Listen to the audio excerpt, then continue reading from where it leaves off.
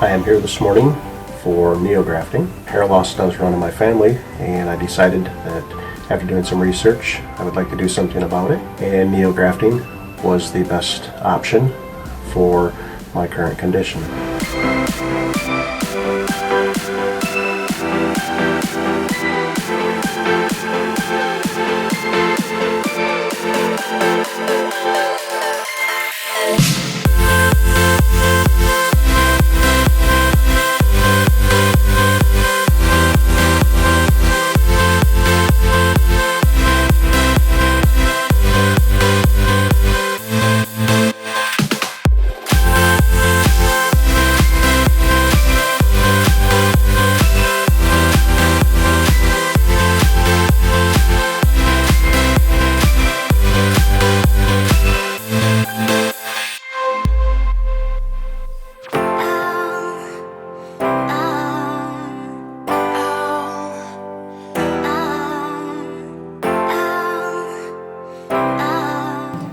Was pretty much painless after the initial numbing of the anesthetic in the extraction area.